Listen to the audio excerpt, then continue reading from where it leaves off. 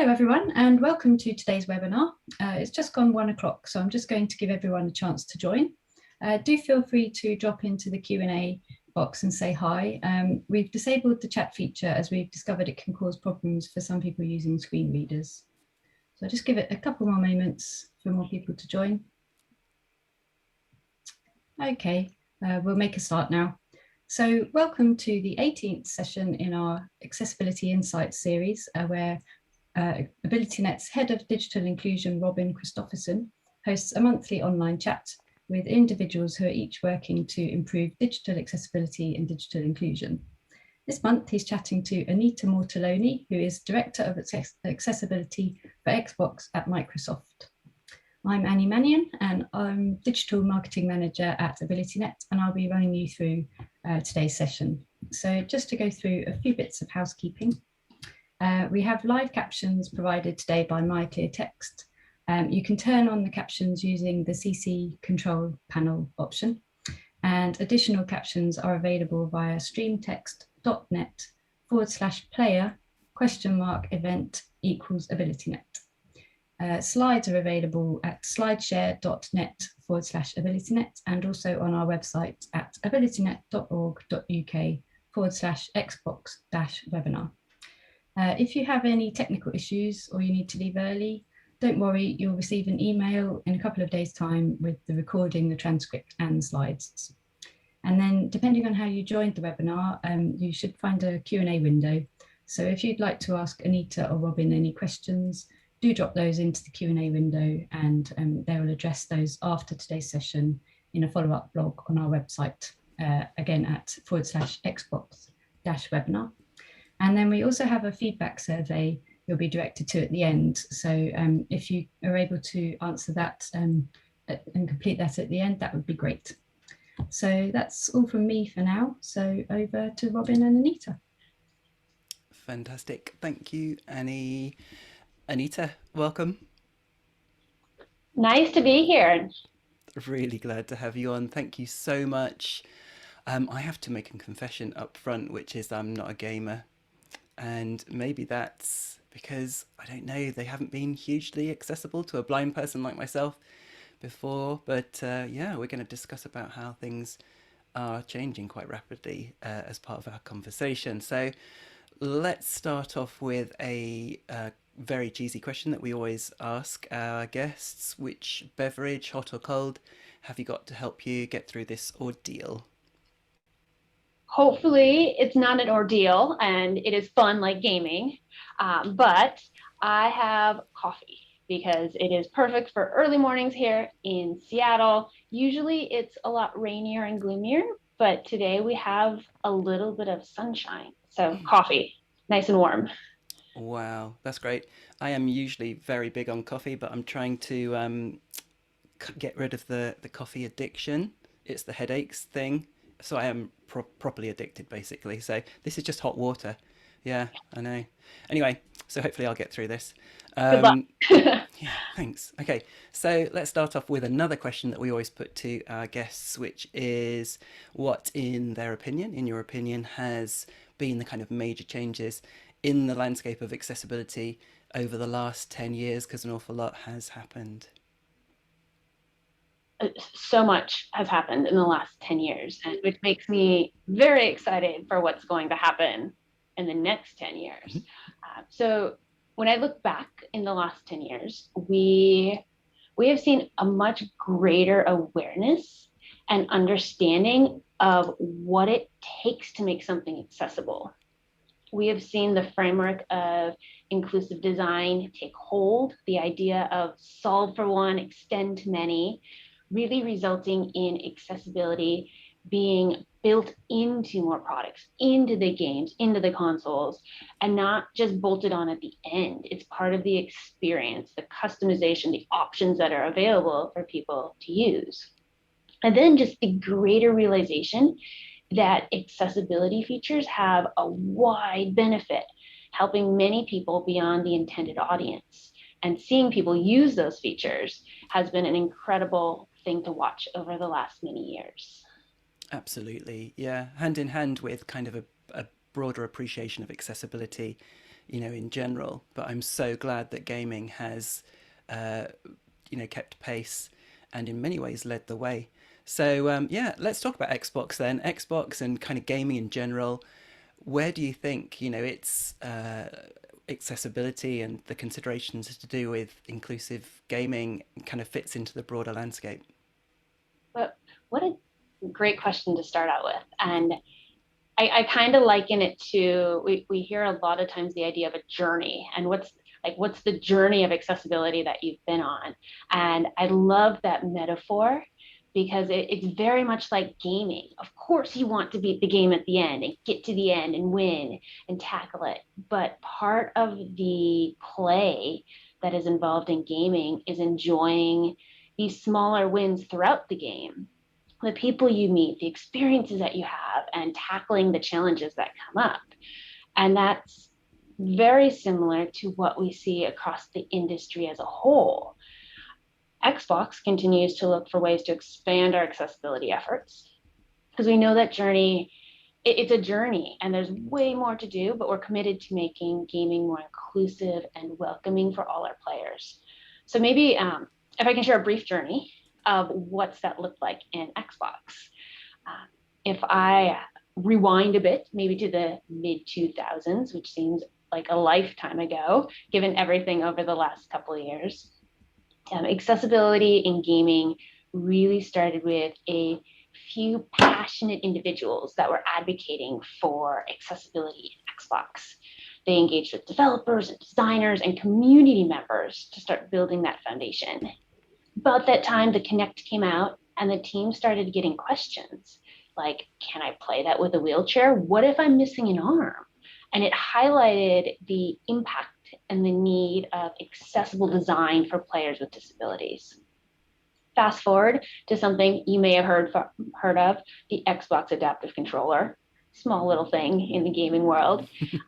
That was also initiated by a group of individuals with close ties to the community, addressing that gap of players unable to use the standard controller due to motor disabilities. And then the Super Bowl commercial came out with the tagline, when everyone plays, we all win.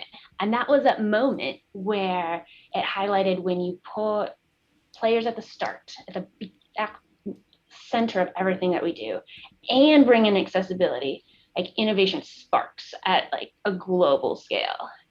And so that was followed by things like Copilot, being able to link two controllers together, accessibility features in our titles, from audio ping, steering assist, console features. And I think we'll get into some more of the recent announcements later, but it really shows that if we highlight at the beginning, at the core of what we do is the community. So throughout the whole journey, it's been about people, the players, creating that community, and those individuals that identified a gap and felt confident and safe, and to pursue that and figure out how we remove those barriers to play.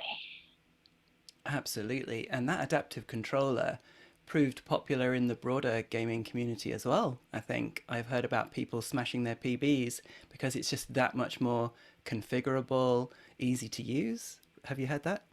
Oh, absolutely. It's really, and this can be translated to accessibility in general. It's about options and giving people the way to play or use software, hardware, whatever they're using, how they want to play or how they need to use it, because not everybody's different and everybody experiences things in life differently. So providing those options has been critical.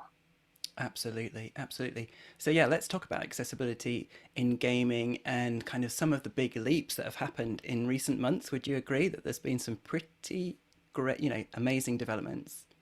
Oh, absolutely. It is a really exciting time to be in gaming and accessibility, where the bar keeps getting raised higher and higher because we get feedback from the community, and the momentum is just building and it's fantastic.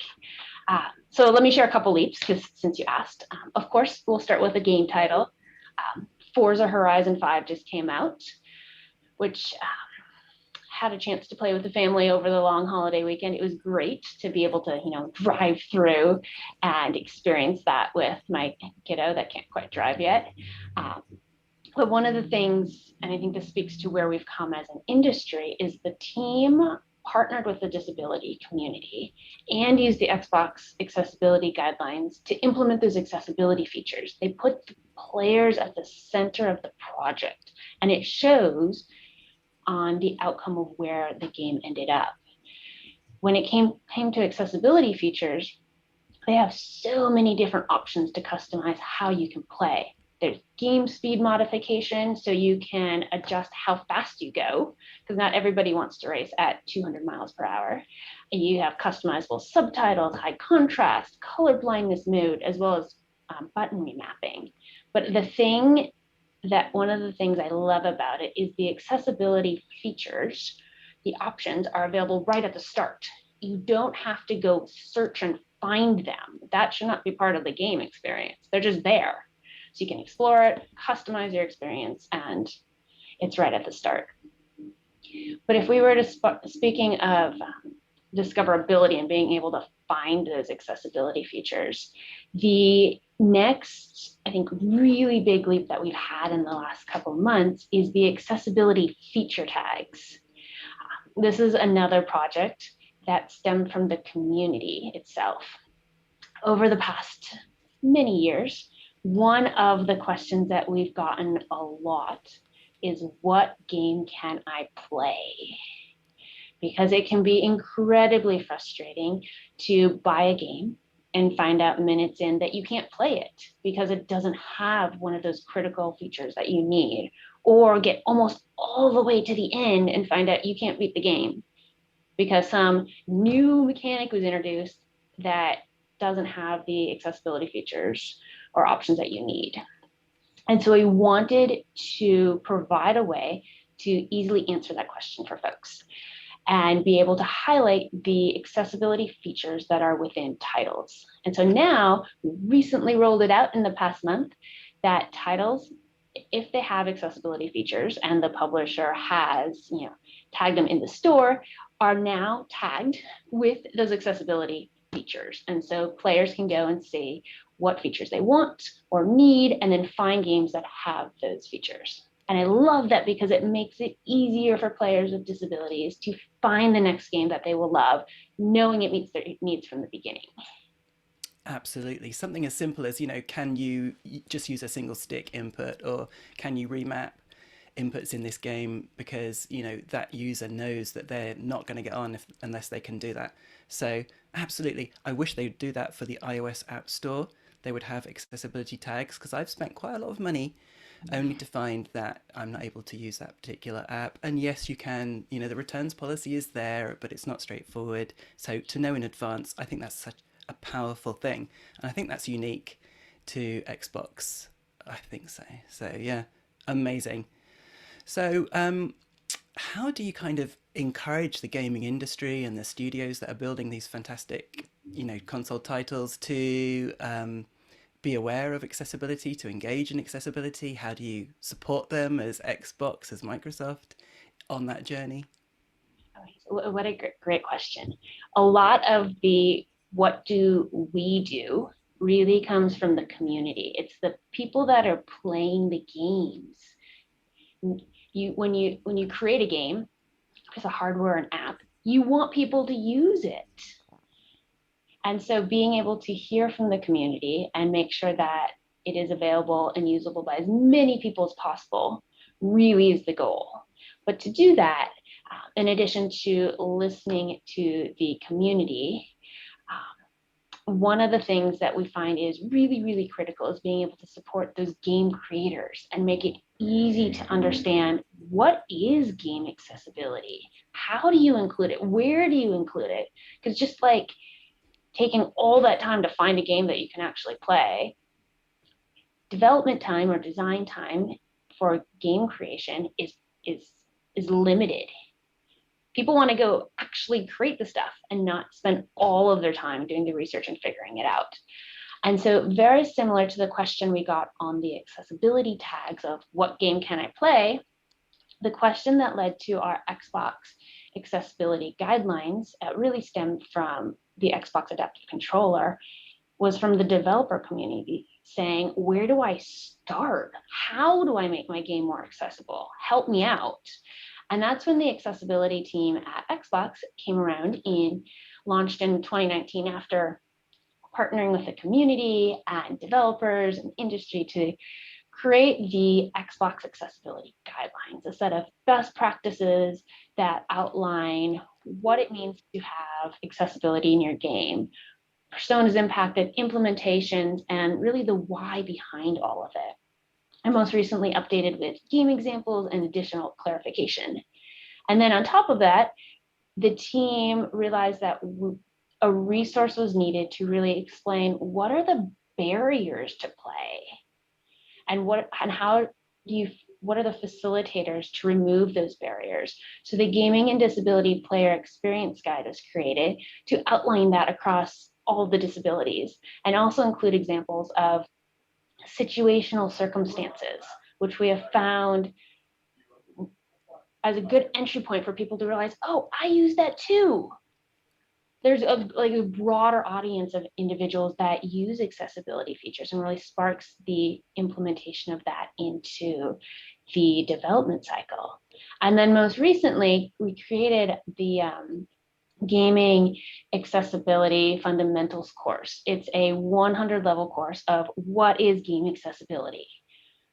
How do you collaborate with the community? What are best practices around hardware or apps or titles into a short, free external course that can prove out your game accessibility knowledge? And so really making those available outside of Xbox to the industry, because we believe the more people that know about game accessibility and how to implement it, the more accessibility features will get into the game. And it's just a win for the community all up. Wow. I mean, that's so brilliant that it started with the users, to inform that process. And, those are brilliant guidelines, and those resources hopefully will see significant take up in, across the different studios and design houses. So yeah, absolutely. Let's look broader then, like the broader digital community. Do you think they have something to learn from this accessible approach to gaming? Is there kind of broader lessons to learn here? Yes, and we learn a lot from the industry as well, of course. One of the things that has worked really well in gaming, and you just touched on this a little bit as well, is putting the player, the creator at the center of what we do and focusing on things that are core to who we are, like just as humans, play, connection. The Xbox Adaptive Controller Super Bowl commercial captured the idea when everyone plays, we all win. And we know that play is a fundamental human need. And we strive at Xbox to make it fun, available to the billions of people around the world, including the 400 million gamers with disabilities. And by creating gaming experiences that everyone can enjoy and see themselves as a hero, we get to continue to expand that community and bring in more perspectives. Because we know that inclusion is about people. And in the context of accessibility, it's not for people, but it's really with players with disabilities. Which is why the other thing is we recommend is to actively seek out perspectives from the start, partner with the community, bring, co-develop, and or create feedback channels. One of the examples we have of that is the Xbox Accessibility Insider League, XAIL, for insiders. It has over 80,000 members who self-identify as having a disability or are an ally of the community. And so it's a channel where our engineering teams can ask questions, get feedback early on accessibility features, and that feeds right back into the development cycle. And so I would say putting players at the center, figure out the core of what you do, and then continue to learn alongside the industry. Gaming is unique, but so are a lot of other areas in the industry as well. And there's a lot of sharing that can happen between all of us. Wow. So let's talk about the future then. So we kind of talked about how we got to where we are today. I bet the future's really exciting. So what do you see as the kind of future for gaming within your teams, within the industry more broadly, and where does accessibility fit in? Hopefully, in in everything that you guys do and that the industry does going forward, because it just seems so hot at the moment. Let's not lose that momentum. Are you excited? Yes, totally excited. And you took my answer. Like, that's okay. But accessibility should absolutely be part of it. And I don't think it should be like, my hope it's not a fad thing. Like, it continues to be here. It's hot now. It should be hot for very, very, very long time, because it needs to be critical and included in everything that we do. When I think about the future of gaming and where we're going, one of the things that I love about gaming is it transports you into different worlds and experiences that you might not otherwise have encountered in the real world, or get to meet people that you may never have encountered. And for us to provide that experience, that opportunity to play and connect with as many different people as possible, it's really only possible by including accessibility into the games, into the ecosystem, and removing those barriers to play. So as we think about what that means for the future of gaming, we know that how people play changes over a day, a week, a month, a lifetime. Like, we know that. And obviously technology does as well. Just look at how much has changed with the pandemic and the shift to remote work, like incredible changes over the last couple of years. So regardless of what happens with technology, accessibility, just like our players, as you mentioned in the question, really has to be front and center, so that we can include all those perspectives, make sure that as many people as possible can enjoy wherever we go with technology, and then continue to engage and partner with the community. Wow, brilliant. Absolutely. I'm excited. I think gaming might be open to me. I've never, I used to like it when I could see, back in the days of, the Sega Mega System things. So, yeah, maybe. So, I want to push you on that. Like, I find it hard to believe that you are not a gamer at all. Like, I don't know if you play Candy Crush on your phone, Lawn Darts, Scrabble. There has to be some game text that you play. adventures, that There you ticks my go. boxes. Absolutely. Yeah, let's make them more You, immersive though, and which is what obviously more modern games are all about. So, yeah, I so have you're a that gamer. option. Yeah, I have that option to look at the tags in the Xbox store and see what may be possible for a completely blind person. So, yeah, fantastic. Okay, few minutes left then. Yeah. The usual thing. Last month's guest, I'm going to put a question to you and for a quick response, and then also to ask you to pass on something to next month's mystery guest, I'm afraid. But anyway, so Ted Drake of Intuit, absolutely brilliant guy, had this question for you. He's talking about accessibility in gaming, fantastic, but to actually represent diversity within the games themselves is kind of a level up still. And so he was wondering, Hellblade, for example, very sensitively deals with psychosis. Are there any other initiatives or areas of development in your industry that you think are, examples of good practice when it comes to representing diversity within the games? First, pass on a thank you to Ted. Fantastic question. And I think how it's framed really highlights something, that Hellblade sensitively incorporated psychosis. They didn't just include it, but they were intentional about bringing it in to the story, the gameplay. They based it and it grounded it in the research and talking with people. And we've seen similar trends with Psychonauts 2 and how they approach mental health with care, ensuring accurate representation. Or Sea of Solitude, exploring the journey of loneliness. And we're really seeing that as a trend, not just including disabilities or the concepts of it, but doing it in a way that offers true representation, grounded in research, talking with people, and making sure that it's authentic and it's part of the whole storyline. And then just the expansion of what accessibility features are, what falls under accessibility. Great example of that is the video game Grounded.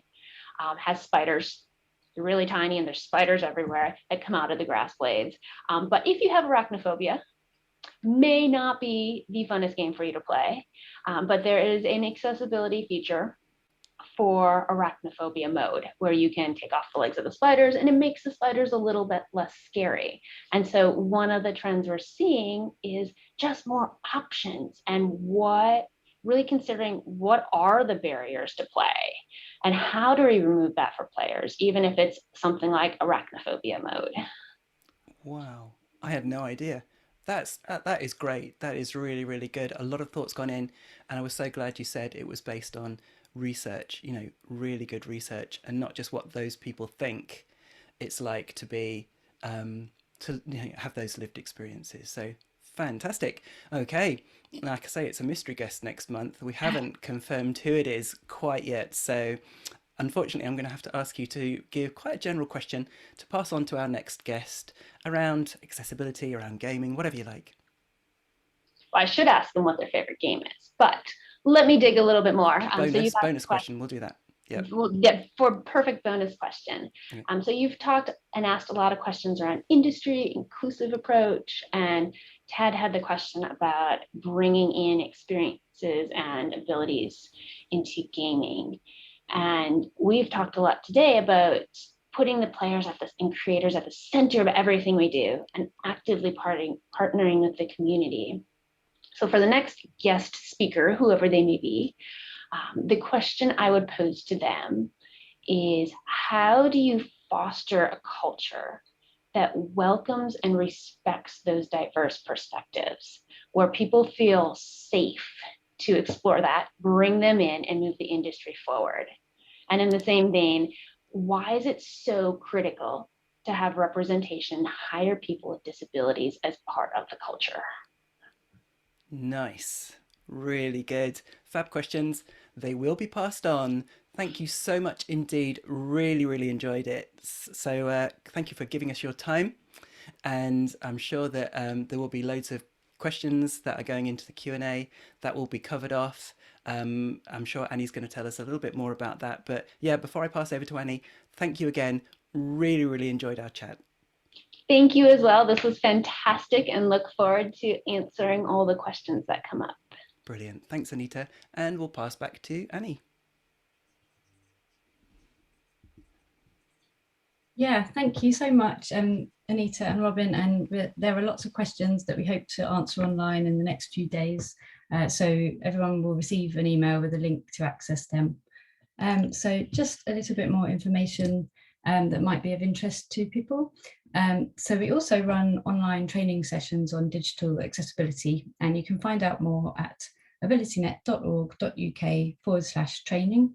We have a special code to use on our training courses for webinar attendees, and that's AbilityNet webinar 10, to save 10% on all our courses. The courses that we have coming up, the next ones are in January now.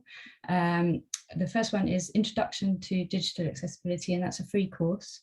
And then on the 20th of January, Accessibility for Copywriters. On the 26th of January, How to Deliver and Sustain Accessible Digital Learning. And then on the 27th, How to Begin Your Own Accessibility Testing. And then you can also sign up to our newsletter for the latest announcements about digital accessibility. You can visit our YouTube channel and download our podcast. And we also have a suite of accessibility services for you to investigate. And then also, just finally, don't forget about our next webinars, which you can access at abilitynet.org.uk/webinars. And on the 14th of December, we have a free session called How to Recognise and Promote a Neurodiverse Workforce. We have speakers from Even Break, Lexic, and the UK government. So thanks again, Anita and Robin, and everyone who's joined us. And please do complete the feedback form that you'll be directed to at the end. And we'll be in touch with you soon. Bye, everybody. Bye. Thank you.